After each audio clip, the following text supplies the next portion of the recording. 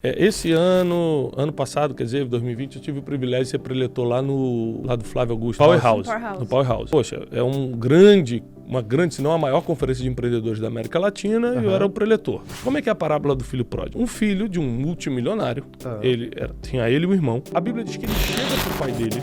Primeiro vamos esclarecer o que é uma parábola. Parábola é Você tem uma habilidade muito forte que é contar histórias. A habilidade de você contar histórias é de você, dentro de uma história, existem grandes ensinamentos.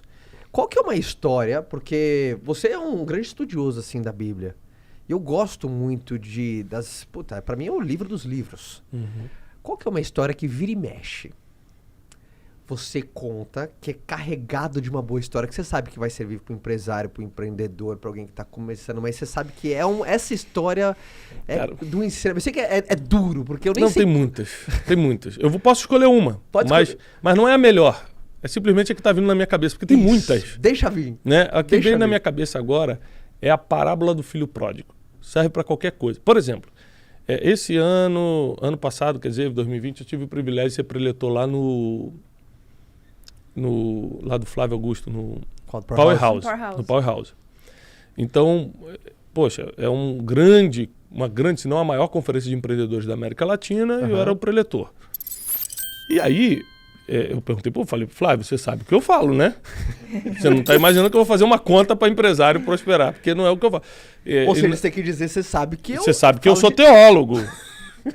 Você sabe que eu vou pregar, abra sua Bíblia, tô brincando. Mas eu vou usar, sabe? Não, tudo bem, beleza. O combinado não sai caro. Aí quando apertou o REC, começou, eu falei assim, gente, eu quero contar pra vocês a parábola do bom samaritano, que é outra parábola, que eu vou contar agora pra vocês é do filho pródigo. Cara, mas eu acho animal essa habilidade sua de usar os ensinamentos, cara, de Deus, que estão dando certo há 2000 anos. Presta atenção, a questão da Bíblia não tem a ver com fé necessariamente. É bom a gente deixar isso aqui claro. Que uma função até da teologia é explicar essa diferença. Uma coisa é sua fé, que você pode abalizar sua fé na Bíblia. Isso é uma coisa. Outra coisa é que a Bíblia é um livro histórico e filosófico. Você não precisa ter fé para ler a Bíblia. Justo. Está dando certo há 2000 anos, não tem nenhuma contradição há 2000 anos. Desde que foi publicada, nenhum arqueólogo, nenhum cientista, nenhum historiador, ninguém conseguiu falar, isso aqui não bate. Não, essa história está mal contada. E foi escrita por centenas de homens diferentes em milênios de distância e tudo bate, tudo confere. Tudo que está escrito lá. E outra coisa, você não precisa ser de fé para praticar o que está escrito, porque a maioria das pessoas já acredita que aquilo é verdade. Por exemplo, honrar pai e mãe. Você precisa ser evangélico, católico ou espírita para honrar pai e mãe? Não. Se você perguntar na rua, as pessoas vão falar, cara, esse é o certo. É ou não é? Não roubar, não matar. Não roubar, não matar, não trair a esposa, ser fiel ao esposo. Você precisa ser crente para ser fiel no casamento? Você precisa ser católico para isso? Ou é o senso comum de moralidade ou do que for? Você está entendendo? Então, assim, a Bíblia, na verdade, ela é um manual de instrução do ser humano, assim como você compra uma geladeira e vem um manual de instrução. É lógico que as religiões se apoderaram da Bíblia e a usam a seu favor. Mas a Bíblia deveria ser um livro obrigatório nas escolas. Eu defendo um ensino bíblico nas escolas não religioso. Não estou defendendo o ensino religioso. Total. O ensino bíblico. Usando a Bíblia como livro histórico e filosófico para levar um conhecimento às crianças e aos adolescentes que reduziria muito problemas sociais como a marginalidade, problemas com drogas, problemas familiares seríssimos e outras coisas, até de caráter. Por exemplo, a Bíblia fala que você tem que falar a verdade. Porque muitos problemas a gente tem na sociedade porque as pessoas mentem. Né? As pessoas enganam, as pessoas roubam. Ou seja, a Bíblia fala, isso não pode. Se a gente seguisse a Bíblia, o mundo seria melhor, independente da religião. Foi por isso que ela foi deixada. Ela tem um propósito que ela foi exatamente. É um manual de vida do ser humano. Então, assim, no Powerhouse, esse ano eu falei sobre a parábola do bom samaritano. E usei a parábola do bom samaritano para aplicar na vida empreendedora. Cara, foi demais. A gente recebeu milhares de testemunhos, depoimentos. A que eu quero usar hoje é a parábola do filho pródigo. Como é que é a parábola do filho pródigo? É um filho de um multimilionário, tinha ele e o irmão. A Bíblia diz que ele chega para o pai dele. Primeiro vamos esclarecer o que é uma parábola. Parábola é uma história representativa, ilustrativa. Jesus usava muito parábola para você entender é um storytelling. Para você entender de uma forma mais clara. É tipo uma analogia no É uma analogia, né? Você perguntava alguma coisa para Jesus, se a resposta era muito difícil, ele te respondia com uma parábola para você entender. Justo. Aí eu falei assim, Era um Jesus, contador de história. Era um contador de história clássico. perito. Eu falei assim, Jesus, o que é isso? O que é aquilo? Ele falou, bom, é como um grão de mostarda e começar. História. Entendeu? Então, entendi. Na parábola do filho pródigo, a história é o seguinte, então, é ilustrativo. O filho chega para o pai, um dos dois filhos, chega para o pai, o mais novo, fala assim, pai, me dá uma parte da minha herança. O pai era multimilionário. Eu quero a minha parte da herança agora. E tem um versículo em Provérbios, que é o livro de Salomão, o homem mais sábio e mais rico historicamente que já passou, que diz que a maldição, quando é adiantada, vem a ser... Desculpa. A herança, quando é adiantada, vem a ser uma maldição. Então, herança é bom? Trabalhei a vida toda, eu quero deixar uma herança para os meus filhos. Mas adiantada vira maldição. Está na Bíblia. Toda vez que você descumpre um princípio bíblico, você vai pagar um preço, acreditando ou não acreditando. Tiago, eu não acredito nisso. Não. Você pode não acreditar, mas vai pagar o preço do mesmo jeito. Justo. É histórico, é estatística. Você não acredita na Bíblia, então você acredita em matemática? Pega por estatística. Quem cumpriu o princípio como está, quem descumpriu os princípios bíblicos como está. Pega por estatística, então. Vamos na matemática. Então, esse homem, ele adiantou a herança. Então, está na Bíblia que ele atraiu uma maldição para a vida dele. Então, ele pega a herança, parte dele, e a Bíblia diz que ele vai para uma terra muito distante e começa a gastar todo esse dinheiro com mulheres, prostituição, com amigos, com jogos, com tudo aquilo que o ganhador da Mega Sena faz. Porque dinheiro fácil faz você gastar fácil. Você não tem um ganhador da Mega Sena de pé. Os caras estão tudo quebrado. Então, ele começou a gastar com isso. Você já viu um cara quebrado se levantar? Já. Eu estava quebrado, me levantei. A Bíblia diz que ele quebrou. Dava para se levantar? Dava. O problema é que ele não conseguiu prever o futuro, porque ser humano não prevê o futuro. Deus sim. E no futuro, a Bíblia diz que estava vindo uma grande fome sobre a terra. Então, qual o problema? Ele quebrou como se fosse no meio da depressão de 29 ou do coronavírus 2020. Não tinha para onde correr. Ele quebrou e não tinha para onde correr, não tinha de onde levantar recursos.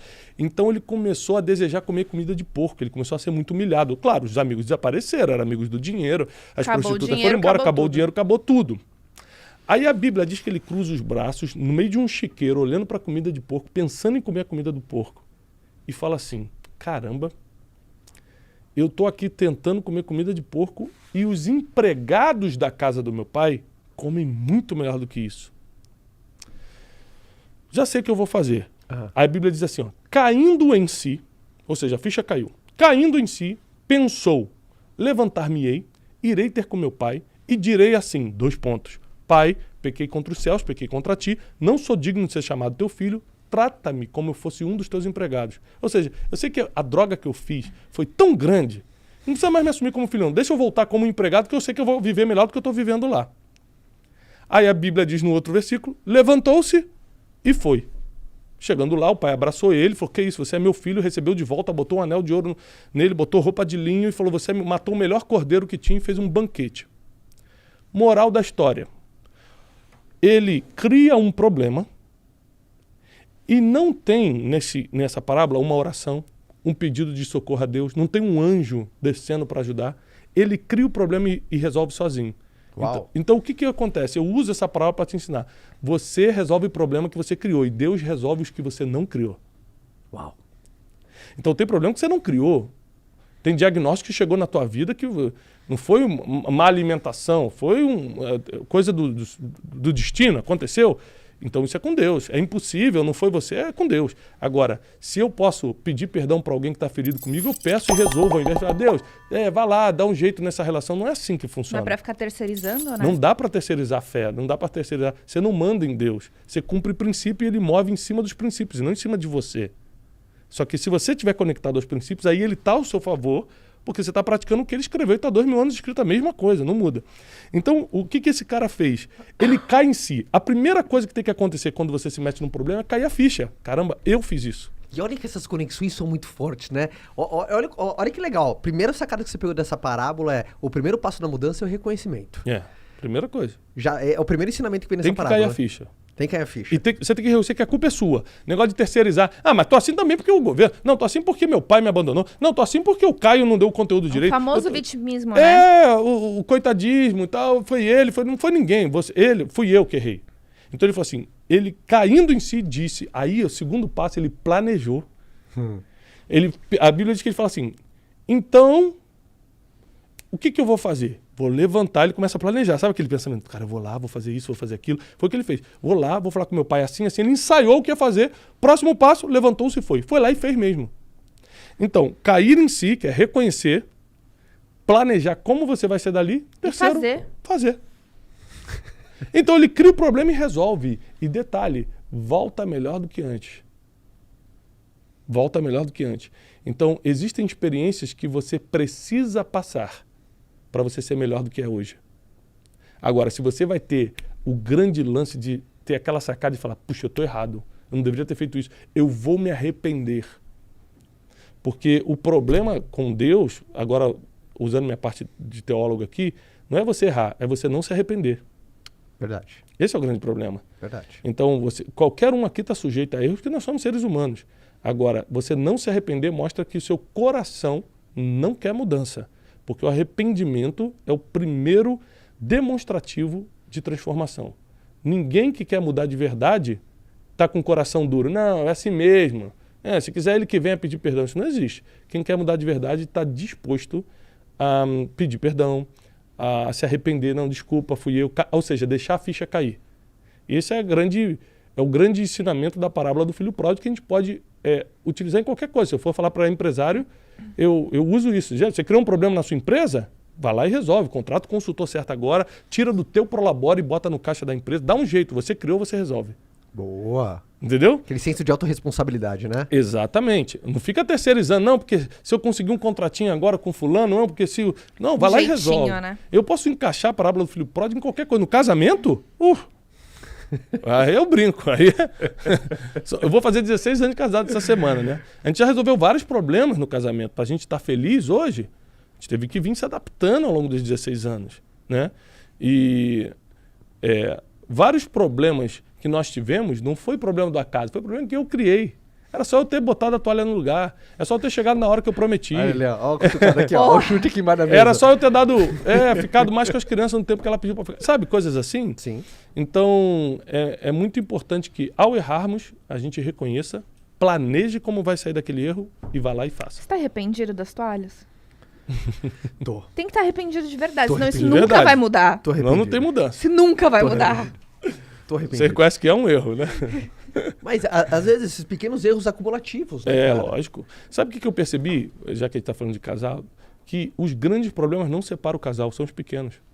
Você pode ver um casal quebrou financeiramente. Bum! Uma vergonha nacional, quebrou em rede nacional. Os caras ficam mais juntos. O cara é preso.